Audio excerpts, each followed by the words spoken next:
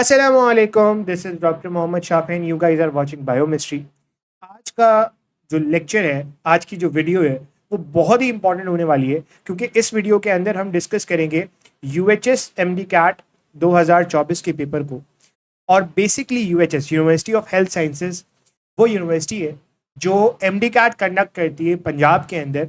और यूएचएस ने जो एमडी कैट कंडक्ट किया था 2024 के अंदर, उसके बायोलॉजी सेक्शन को हम बहुत डिटेल के साथ एक एक क्वेश्चन को बहुत डिस्क्रिप्शन के साथ देख रहे होंगे बिना किसी देरी के। तो हम स्टार्ट करते हैं अपने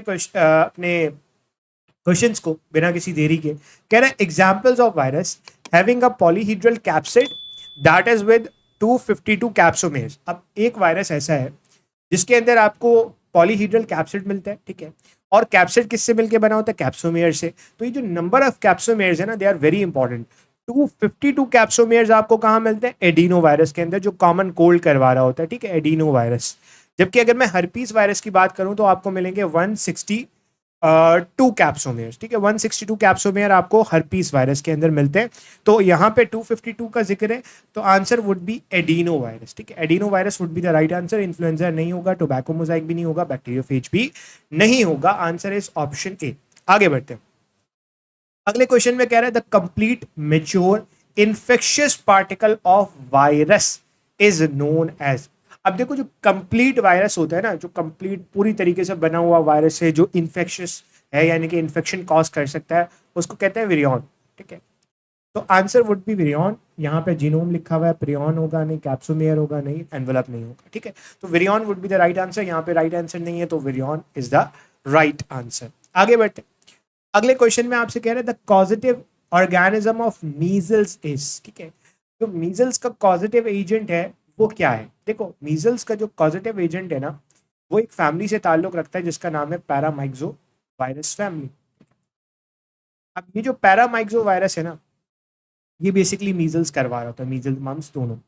पॉक्स वायरस स्मॉल पॉक्स में आ जाएगा, तो ये इनकरेक्ट हो गया। पिकॉर्ना नहीं होगा, पैपो नहीं होगा, तो the answer would be option D, measles, ठीक है। तो याद रखना, पैरामाइक्सो और ऑर्थोमाइक्सो में बच्चा जो है ना वो कंफ्यूज हो जाता है। Orthomyxo is the family of influenza virus, ठीक है।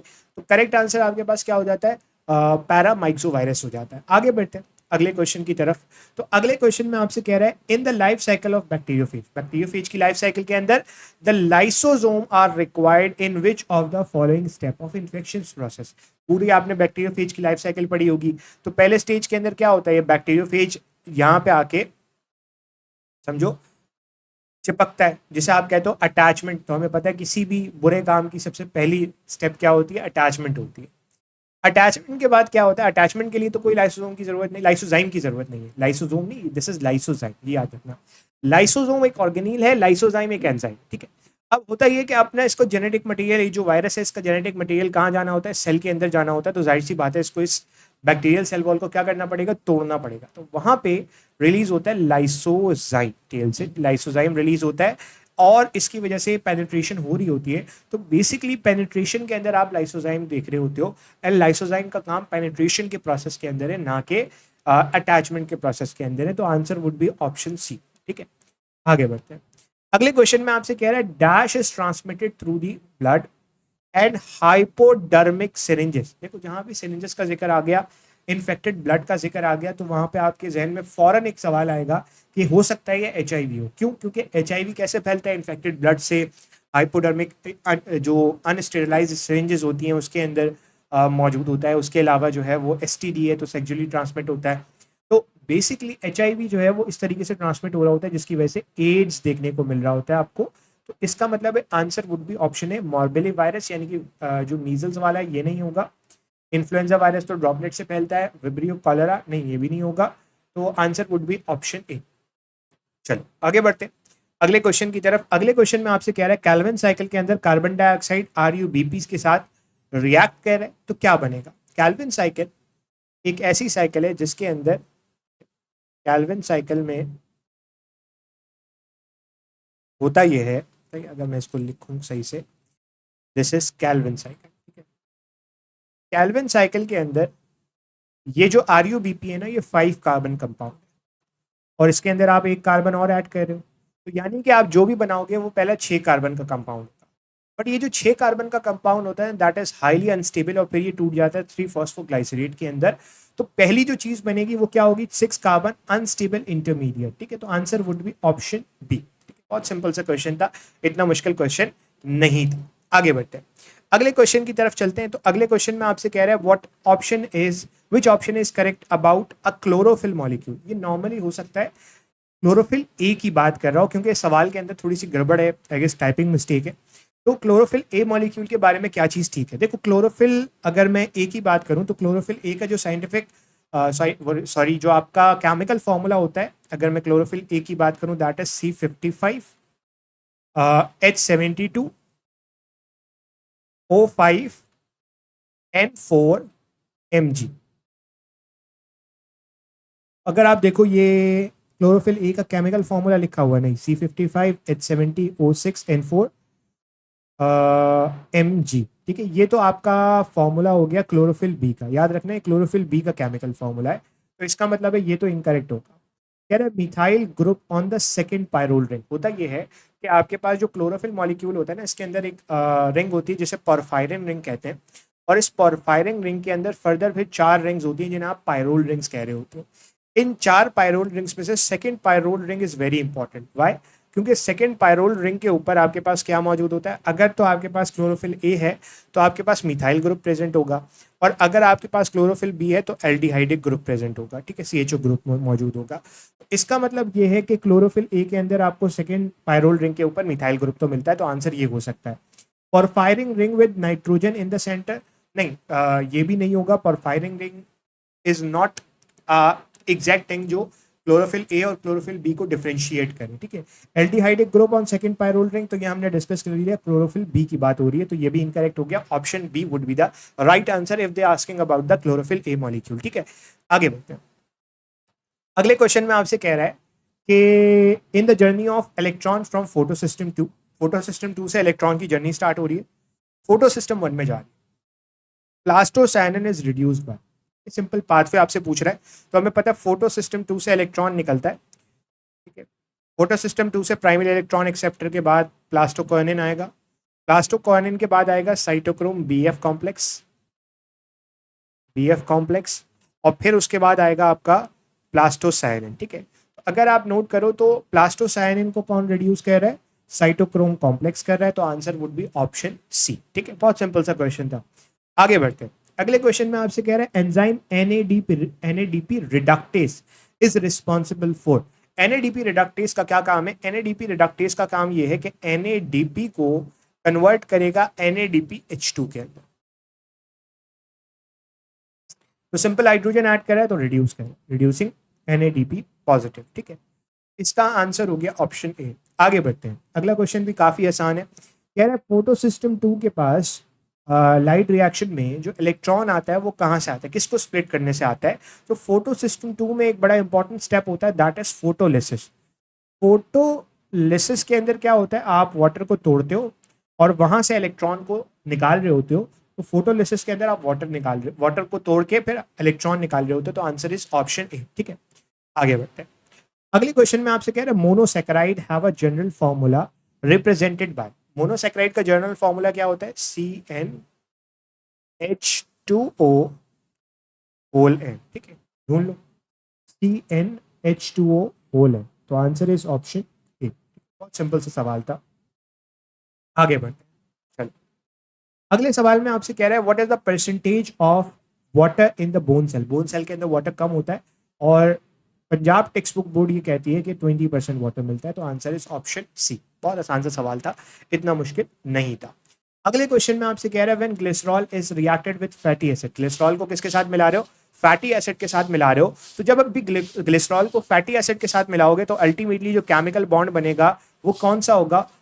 जाहिर सी बात है ग्लिसरॉल एक अल्कोहल है, और अल्कोहल को आप फैटी एसिड यानी कि कार्बोक्सिलिक एसिड के साथ मिला रहे हो, तो अल्टीमेटली इसकी वजह से क्या बनने वाला है, इसकी वजह से आपके पास बनने वाला है ईस्टर बॉन्ड। ठीक है, तो सिंपल ईस्टर बॉन्ड बन रहा है।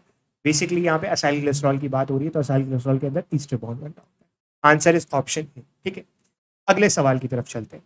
पॉलीसेकेराइड, पॉलीसेकेराइड क्या एक पॉलीमर है। तो पॉलीसेकेराइड क्योंकि एक पॉलीमर है तो प्लांट के अंदर वो किस प्रोसेस से सिंथेसाइज होगा, जाहिर सी बात है वो सिंथेसाइज होगा पॉलीमराइजेशन से, और पॉलीमराइजेशन के अंदर क्या होता है, कंडेंसेशन या डिहाइड्रेशन सिंथेसिस होती है। तो answer is option B, hydrolysis के अंदर आप पॉलीमर को तोड़ रहे होते हो, तो आंसर यहाँ पे करेक्ट बन जाता है ऑप्शन बी। ठीक है, आगे चलते हैं और नेक्स्ट क्वेश्चन की बात करते हैं।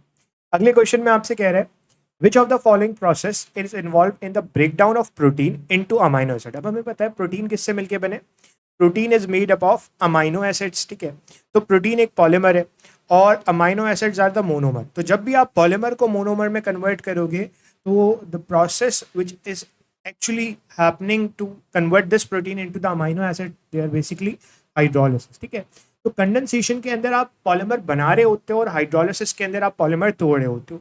तो आप प्रोटीन को तोड़ रहे हो और मोनोमर के अंदर कन्वर्ट कर रहे हो, तो the answer would B hydrolysis. ठीक है, बहुत आसान क्वेश्चन था। आगे बढ़ते हैं, अगले क्वेश्चन में कह रहा है hydrophilic end of phospholipid molecule is polar because of the presence of. अब हमें पता है ये ग्लिसरॉल है, ग्लिसरॉल के साथ बाइंड करता है आपके पास दो फैटी एसिड और फिर यहाँ पे लगता है फॉस्फेट ग्रुप। तो ये जो फॉस्फेट ग्रुप है ना, बेसिकली ये आपके पास क्या होता है, ये पोलर होता है, जिसकी वजह से ये मॉलिक्यूल पूरा कैसा हो जाता है, पोलर हो जाता है। तो फॉस्फेट ग्रुप की वजह से सारी कहानी होती है ग्लिसरॉल और fatty acid normally non polar. ठीक है, तो answer would be option D.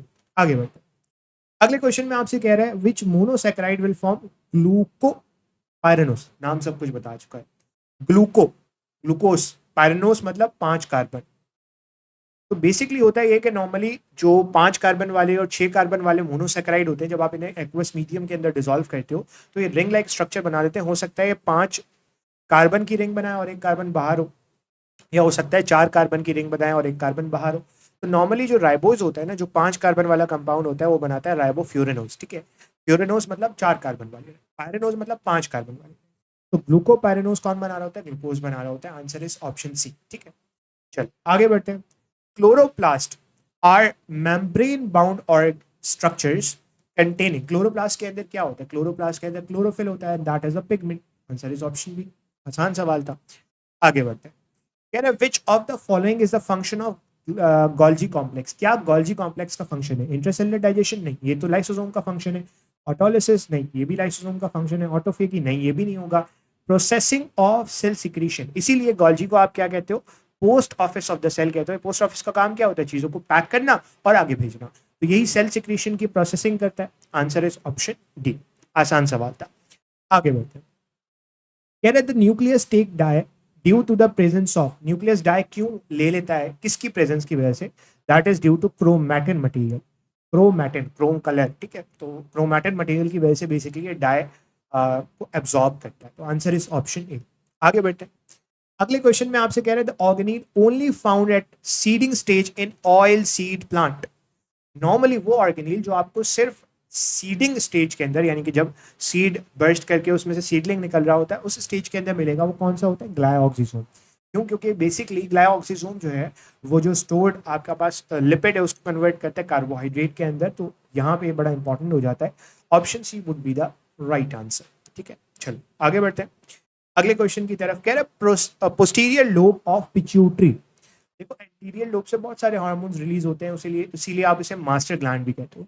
Posterior lobe से नॉर्मली 2 हार्मोन सिक्रीट हो रहे होते हैं, ऑक्सीटोसिन और एडीएच, एंटी डायोरेटिक हार्मोन। ठीक है, ADH would be the right answer. बहुत आसान सा सवाल था, यहाँ पे ऑक्सीटोसिन तो दिया हुआ नहीं है। चलो आगे बढ़ते हैं, कह रहा है in human myelinated nerve impulse travel at dash metre per second. Normally जो नॉन माइलिनेटेड नर्व्स होते हैं उनके अंदर स्पीड कम होती है as compare to the myelinated के। तो माइलिनेटेड के अंदर जो स्पीड होती है वो ज्यादा होती है, and it is about 100 to 120 metre per second. तो मैक्सिमम कितनी होती है, 120 metre per second. Answer is option A. ठीक है, बहुत आसान सा सवाल था, ये भी इतना मुश्किल नहीं था। नीजल्स ग्रैन्यूल्स, नीजल्स ग्रैन्यूल्स क्या होते हैं, Nissl's granules basically rough endoplasmic reticulum के साथ जो राइबोसोम अटैच होते हैं बहुत सारे, वो मिलके क्या बना रहे होते हैं, नीजल्स ग्रैन्यूल। तो ribosome would be the right answer. ठीक है, आगे बढ़ते हैं अगले क्वेश्चन में आपसे कह रहा है कि during non conducting state, non conducting का मतलब है आप बात कर रहे हो RMP की, रेस्टिंग मेम्ब्रेन पोटेंशियल की। तो जब आप रेस्टिंग मेम्ब्रेन पोटेंशियल की बात कर रहे हो तो the neuron membrane is permeable to the efflux of, normally neuron membrane क्या कर रही होती है, किसका इफ्लक्स करवा रही होती है, तो हमें पता है यहाँ पे पोटासियम लीकी चैनल होते हैं जिनसे पोटासियम बाहर जा रहा होता है, तो पोटासियम की इफ्लक्स हो रही होती है। Answer is option A. ठीक है, अगले सवाल की तरफ चलते हैं। अगले सवाल में आपसे कह रहा है which of the following neurotransmitter is lying outside the CNS, CNS के बाहर जो नर्वस सिस्टम, सीएनएस के बाहर जो न्यूरोट्रांसमीटर आपको मिलता है that is acetyl choline, normally आपको पैराफेरल नर्वस सिस्टम के अंदर मिलता है। Answer is option A. Dopamine, endorphin और गाबा ये आपको नॉर्मली सीएनएस के अंदर मिल रहा होता है। ठीक है, आगे चलते हैं।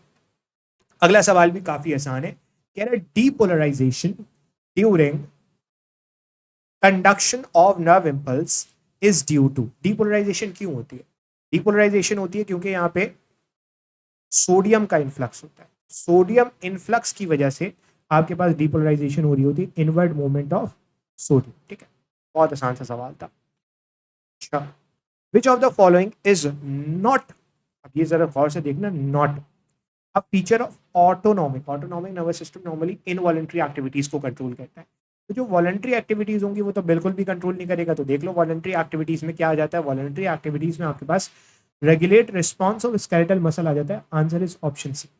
विजरल ऑर्गन को कंट्रोल करेगा नहीं, ग्लैंड को कंट्रोल करेगा, मतलब autonomic nervous system visceral organ को कंट्रोल करता है, ग्लैंड को कंट्रोल करता है, स्मूथ मसल को कंट्रोल करता है। क्यों? क्योंकि ये इनवॉलंटरी होते हैं।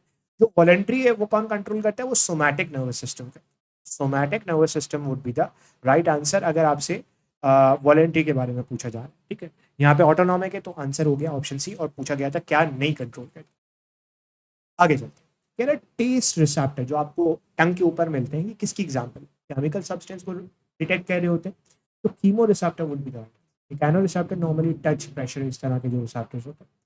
फोटो रिसेप्टर्स आपको आई में मिलते हैं जो लाइट को डिटेक्ट करते हैं। नॉइसी रिसेप्टर्स पेन को डिटेक्ट करते हैं। ठीक है, जो आपके अंदर दर्द है उसको कौन कंट्रोल, उसको कौन डिटेक्ट करेंगे, आपके पास नॉइसी रिसेप्टर। आगे बढ़ते हैं, अगला सवाल भी आसान है। कॉर्डेट का, कॉर्डेट कौन सा ऑर्गेनिज्म, स्पाइडर, स्पाइडर के ताल्लुक तो आर्थ्रोपोडा से, अर्थवर्म नहीं होगा, स्टारफिश काइनोडर्मेटा, ट्राउट फिश का ताल्लुक जो है वो आपके पास स्पाइसेस से, spices and spices is basically under the chordate, तो कॉर्डेट आंसर अगर आप देखो तो आंसर हो जाएगा ऑप्शन डी। आगे चलते हैं, कह रहा है which of the following statement is incorrect, statement गलत है, किसके बारे में, एंजाइमेटिक रिएक्शन के बारे में। कह रहे increase in enzyme concentration increase the rate, बिल्कुल, जैसे जैसे आप सबस्ट्रेट कंसेंट्रेशन बढ़ाओगे या आप एंजाइम कंसेंट्रेशन बढ़ाओगे रेट ऑफ एंजाइम एक्शन बढ़ेगा। तो ये बात तो ठीक है, आपने गलत स्टेटमेंट बताना है। Increase in enzyme concentration reduces the rate, ये जो है वो आपके पास इनकरेक्ट स्टेटमेंट, रिड्यूसेस की बात कर रहे हैं, तो ये इनकरेक्ट है, ये आंसर हो जाएगा। नॉर्मली देखा ये गया है कि जब आप एमसीक्यू सॉल्व करोगे तो आपको पता चलेगा कि नॉर्मली जो दो कॉन्ट्राडिक्टरी स्टेटमेंट्स होते हैं ना, उनमें से एक जो है वो करेक्ट आंसर होता है नॉर्मली। ठीक है, हर हमेशा वो ऐसा जरूरी नहीं है। पर अगले ऑप्शन की तरफ चलते हैं, कह रहे हैं all enzyme work at their maximum rate at optimum temperature, optimum temperature पे मैक्सिमम काम कर रहे होंगे, बिल्कुल ठीक स्टेटमेंट है। ऑप्टिमम पीएच के ऊपर मैक्सिमम काम कर रहे होंगे, बिल्कुल ठीक स्टेटमेंट है, option B would be the right answer. ठीक है, आगे बढ़ते हैं, कह रहे हैं induce fit model of enzyme activity suggest that an enzyme, induce fit model क्या कहता है, इंड्यूस फिट मॉडल ये कहता है कि जो एक्टिव साइट है ना एंजाइम की, ये आपके पास कैसी है, ये आपके पास रिजिड नहीं है, ये आपके पास फ्लेक्सिबल, मतलब ये अपनी शेप को चेंज कर सकती है और रिलेटेड रिएक्शंस को कैटलाइज कर सकती है। तो can not modify it's active site, ये तो लॉक एंड की मॉडल की बात हो रही है। बाइंड टू सिंगल सबस्ट्रेट, ये भी लॉक एंड की मॉडल की बात हो रही है।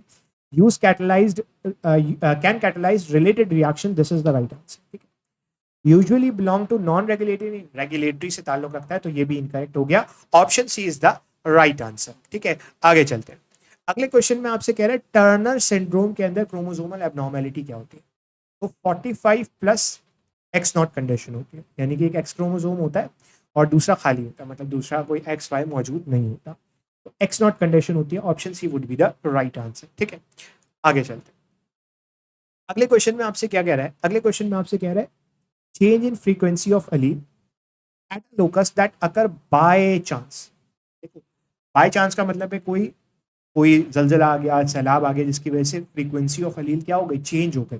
तो that is nothing but the genetic drift. Option B would be the right answer. ठीक है, चलो आगे चलते हैं। Identify the pair of vestigial organ. Vestigial organ के पेयर को आपने आइडेंटिफाई करना है। वेस्टिजियल क्या होता है? जो एंसेस्टर्स के अंदर काम का था, आज काम का नहीं है। इसके अंदर एयर मसल्स आ जाएगा, वर्मिफॉर्म अपेंडिक्स आ जाएगा। अपेंडिक्स के अंदर तो नॉर्मली सेलुलेस एंजाइम होता था, आज नहीं है, तो वेस्टिजियल ऑर्गन हो गया। एयर मसल्स भी पहले काम के थे, आज नहीं है, तो इसका मतलब है option A would be the right answer, बाकी नहीं हो सकता। आगे चलते हैं। अगले क्वेश्चन में आपसे कह रहा है what increases variation with in a gene pool. क्या चीज जीन पूल के अंदर वेरिएशन को बढ़ाएगी? तो chromosomal inversion, crossing over, random fusion. ये नॉर्मली इतना नहीं बढ़ा रही होती, लेकिन जितना जीन म्यूटेशन बढ़ा, तो जैसे ही म्यूटेशन आएगी वेरिएशन ऑर्गेनिज्म के अंदर, वेरिएशन जीन पूल के अंदर आना शुरू हो जाएगी। ठीक, आंसर इज ऑप्शन सी। आगे चलते हैं। क्या है which of the following statement about natural selection is not true. Natural selection के बारे में क्या स्टेटमेंट ठीक नहीं है? Variations are inheritable, it affects the variation that are heritable. Yes, normally natural selections में जो भी आपके पास वेरिएशन होती है वो आगे ऑर्गेनिज्म के अंदर ट्रांसफर हो रही होती है। बात ठीक है, आपने गलत स्टेटमेंट बताना है। कह रहे it is selected bye breeder. Breeder select करते हैं, नहीं, जो ब्रीडर सेलेक्ट करते हैं दैट इज आर्टिफिशियल सिलेक्शन। ठीक है, तो आर्टिफिशियल सिलेक्शन की तो बात हो ही नहीं रही, नेचुरल सिलेक्शन की बात हो रही है। आंसर ऑप्शन बी हो जाता है। It can improve the adaptation of species, बिल्कुल नेचुरल होती है, बिल्कुल ठीक है, तो option B would be the right answer. आगे चलते हैं। अगला सवाल भी काफी आसान है। कह रहे formula calculating the frequency of genotype and allele in the population gene pool is known as. Normally जो आप जीनोटिपिक फ्रीक्वेंसी निकाल रहे होते हो या अलील फ्रीक्वेंसी निकाल रहे होते हो, कौन सी इक्वेशन से निकालते हो? Hardy Weinberg, E square plus 2pq plus Q square equals to 1। ठीक है, सिंपल। आगे चलते हैं। The idea of inheritance of acquired character. Darwin ने बात की थी नेचुरल सिलेक्शन की, लमार्क ने बात की थी इनहेरिटेंस ऑफ एक्वायर्ड कैरेक्टर की और use and disuse of organ. तो Lamarck would be the right answer. बहुत आसान सवाल था ये भी। आगे चलेंगे। कह रहे according to endosymbiosis theory. Endosymbiosis theory ये कहती है कि flagella may be derive from the injection of prokaryote similar to. Flagella कहाँ से आया? फ्लैजिला आया, एक ऐसा प्रोकैरियोट अंदर आया जो कि क्या था? स्पाइरोकीट था या स्पाइरलम था? स्पाइरोकीट था, तो आंसर इज ऑप्शन सी। चलो आगे चलते हैं। अगला सवाल बहुत इंटरेस्टिंग है। कह रहे इंसुलिन कन्वर्ट ग्लूकोज इनटू, अब बच्चे ढूंढेंगे ग्लाइकोजन, ग्लूकोज ग्लाइकोजन के अंदर कन्वर्ट होता है। लेकिन समझो जरा कि इंसुलिन कब रिलीज होता है? जब ब्लड के अंदर ग्लूकोज लेवल ज्यादा है। अब ये ग्लूकोज कहाँ जाएगा? सेल के अंदर जाएगा, और सेल के अंदर या तो ये ग्लाइकोजन के अंदर कन्वर्ट होगा, और अगर ग्लाइकोजन अच्छा खासा बन चुका है तो हो सकता है ये लाइपोजेनेसिस भी करवाए। लाइपोजेनेसिस का मतलब है लिपिड जनरेशन भी करवाए, यानी कि लिपिड सिंथेसिस भी करवाए। इसका मतलब है ग्लूकोज को ये लिपिड के अंदर भी कन्वर्ट कर सकता है। Option C is also the right answer. ठीक है, आगे चलते हैं। अगला सवाल कह रहा है about 70% of the carbon dioxide is carried in blood as. 70% जो कार्बन डाइऑक्साइड होता है वो ब्लड के अंदर बाय कार्बाइन की फॉर्म में होता है। इसी तरीके से आपका 20% अप्रोक्सीमेटली ऑक्सी हीमोग्लोबिन की फॉर्म में होता है, 5% अप्रोक्सीमेटली प्लाज्मा में डिजोल्व फॉर्म के अंदर होता है। ये पीटीबी की वैल्यूज है, पंजाब टेक्स्ट बुक बोर्ड की वैल्यूज है। तो bicarb would be the right answer. ये हो गया, आगे बढ़ते हैं। Range of normal total lung capacity, TLC, total lung capacity कितनी होती है नॉर्मली? 5.8 कुछ किताबें, और रेंज के अंदर 5 to 6 litres would be the right answer. Option A would be the right answer. आगे चलते हैं और नेक्स्ट क्वेश्चन की बात करते हैं। तो नेक्स्ट क्वेश्चन में आपसे कह रहा है respiration in Pseudomonas bacteria is. अब ये जो सूडोमोनास है ना, ये आपके पास एरोबिक होते हैं। एनारोबिक की एग्जांपल, एनारोबिक की एग्जांपल आपके पास स्पाइरोकीट हो जाएगा। ठीक है, फैकल्टेटिव, फैकल्टेटिव का मतलब है जो ऑक्सीजन की प्रेजेंस में और एब्सेंस में रह सकता है, दोनों सूरतों में रह सकता है, दैट इज ई कोलाई। ठीक है, फैकल्टेटिव आप उसे कहोगे। माइक्रो एरोफिलिक थोड़ी सी ऑक्सीजन के अंदर रहेगा, दैट इज कंपाइलोबैक्टर। तो option A would be the right answer. ठीक है, चल आगे चलते हैं। कह रहे autotrophic mode of nutrition in organism depends on. Autotrophic mode of nutrition का मतलब है कि ऑर्गेनिज्म अपना फूड खुद प्रिपेयर कर रहा है। तो उसके अंदर नॉर्मली दो ही आ जाते हैं तरीकेकार, एक फोटोसिंथेसिस और कीमोसिंथेसिस। तो photosynthesis would be the right answer. ठीक है, बहुत आसान सा सवाल है। Then the next question is prokaryotic cell lack. Prokaryotic cell में क्या नहीं होता, एक तो प्रोमिनेंट न्यूक्लियस नहीं होता, दूसरा मेम्ब्रेन बाउंड ऑर्गेनेल नहीं होते, तो आंसर इज ऑप्शन डी। ठीक है, चल अगले क्वेश्चन की तरफ चलते हैं। क्या ना bacterial genome become diploid, bacterial genome diploid हो जाता है कब? जब जाहिर सी बात है उसके अंदर डिवीजन हो रही होती है, बाइनरी फिजन हो रही होती है, तो बाइनरी फिजन के दौरान क्या हो जाता है, जीनोम डबल हो जाता है। Option C would be the right answer. आगे चलते हैं। One of the following is correct regarding flagella. Flagella के बारे में क्या स्टेटमेंट ठीक है? फ्लैजिला कहां से आते हैं? बेसल बॉडी से। तो option C would be the right answer. बहुत आसान सा सवाल है, सेंट्रियोल नहीं होगा, इमोटाइल नहीं होते, माइक्रोफिलामेंट्स नहीं होते। ठीक है, नेक्स्ट क्वेश्चन। एंडोस्पोर के बारे में क्या स्टेटमेंट ठीक है? एंडोस्पोर वो स्ट्रक्चर्स हैं जो एक्सट्रीम कंडीशंस में भी रेजिस्टेंस दिखा रहे होते हैं। तो इसका आंसर क्या होगा? Has a short dormant period, नहीं, लंबे टाइम तक रह सकते हैं, इनकरेक्ट।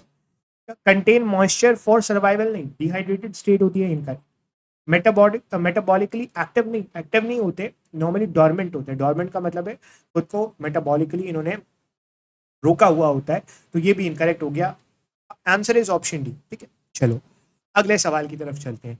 कह रहा bacteria divide at exponential rate. जब भी एक्सपोनेंशियल रेट का लफ्ज आएगा आप लॉग फेज की तरफ जाओगे। लॉग फेज के अंदर बहुत तेजी से बैक्टीरिया जो है वो ग्रो कर रहा होता है। Answer is option. आसान सवाल। आगे चलते अगले सवाल की तरफ। कह रहा mesosomes are the invagination of bacterial cell structure. होता क्या है कि सेल मेम्ब्रेन जो बैक्टीरिया की है वो इन्वेजिनेट करती है और इस तरीके का स्ट्रक्चर बनता है, and that is the mesosome. तो सेल मेम्ब्रेन इन्वेजिनेट करती है। Option B would be the right answer. आगे चलते हैं। अगले सवाल में आपसे कह रहा है female reproductive system consist of all of the following except. Female reproductive system के अंदर क्या नहीं आता? ओवरीज आती हैं तो ओवरीज आएंगी, ओविडक्ट आएगा बिल्कुल, फेलोपियन ट्यूब यानी कि सर्विक्स यूट्रस का पार्ट है तो बिल्कुल आएगा। Seminiferous tubule is the part of testis, और टेस्टिस आपको फीमेल में मिलेंगे नहीं, तो यही आंसर हो। इनकरेक्ट पूछा था, यानी कि क्या नहीं है वही पूछा था, तो आंसर इज ऑप्शन डी। आगे चलते हैं। अगले क्वेश्चन में आपसे कह रहा है which of the following hormone is responsible for labour pain. Labour pain का जब भी जिक्र आएगा आप ऑक्सीटोसिन की तरफ जाओगे। Oxytocin is actually release during the labour process. ठीक है, आगे चलते हैं। अगले क्वेश्चन की तरफ चलेंगे। कह रहे सर्टोली सेल जो फ्लूइड सिक्रीट करते हैं वो एक लिक्विड मीडियम प्रोवाइड करता है, प्रोटेक्शन प्रोवाइड करता है, न्यूट्रिशन प्रोवाइड करता है, किसको? स्पर्म्स। Answer is option. ठीक है, आसान सवाल। आगे चलते हैं। कॉर्पस लूटियम, ठीक है, corpus luteum during female reproductive cycle produce. Corpus luteum क्या प्रोड्यूस करता है? मेनली प्रोजेस्टेरॉन सिक्रीट करता है। Answer is option D. ठीक है, ईस्ट्रोजन नॉर्मली जो है वो आपके पास फॉलिकल सिक्रीट कर रहा होता है, तो यहाँ पे आंसर ऑप्शन डी बनता है। चलो आगे चलेंगे। During the process of follicular atresia, follicle degenerate कर रहे हैं तो क्या होगा? फॉलिकल मैक्सिमम साइज रीच करेंगे? नहीं। फॉलिकल डीजनरेट करेंगे? यस। ग्राफिन फॉलिकल ओव्यूलेट करेगा? नहीं। Follicle start to mature? नहीं। तो option B would be the right answer. चलो अगले क्वेश्चन की तरफ चलते हैं। Main function of epididymis, epididymis में स्पर्म्स मैच्योर होते हैं और ये आगे भेज रहा होता है, ट्रांसपोर्ट कर रहा होता है स्पर्म्स को वाज रेफरेंस की तरफ। Answer is transport sperms. Urethra से कनेक्ट होगा? नहीं। सीमेन प्रोड्यूस करेगा? नहीं। सीमेन के अंदर प्रोस्टेट की सिक्रीशंस आ जाती हैं, सेमाइनल वेसिकल की आ जाती हैं, तो ये यहाँ पे नहीं हो रहा होता। Answer is option. अगले क्वेश्चन की तरफ चलते हैं। अगले क्वेश्चन में आपसे कह रहा है immediate next stage of spermatogonia differentiation. Spermatogonia के अगले ही फेज को क्या कहोगे? अगली ही डिफरेंशिएशन फेज में बन रहा होता है primary spermatocyte, then secondary spermatocyte and then spermatids. ठीक है, तो primary spermatocyte would be the right answer. ये सवाल भी बहुत आसान है। पेयर्ड क्रेनियल बोन पूछे तो दिस इज फ्रंटल बोन, ये एक ही, दिस इज ऑसिपिटल बोन, ये भी एक, ये है आपके पास दो टेम्पोरल, दिस इज टेम्पोरल, तो दो टेम्पोरल होती है। Answer is option. आगे चलते हैं। कह रहे कौन सा स्केलेटल डिसऑर्डर एग्जाम्पल है auto immune disorder. Auto immune disorder का मतलब है मेरी बॉडी अपने ही सेल्स के ऊपर हमला कर रही है। तो एक जॉइंट डिसऑर्डर होता है जिसके अंदर एंटीबॉडीज बन जाती हैं और ये मेरे जॉइंट के ऊपर हमला कर रही होती है, दैट इज रूमेटॉइड आर्थराइटिस। जो गाउट होता है ना उसके अंदर यूरिक एसिड की एक्यूमुलेशन हो जाती है जॉइंट के। ठीक है, आगे चलते हैं। अगला सवाल तो बहुत ही आसान है। कह रहा है which feature is possessed by the smooth muscle.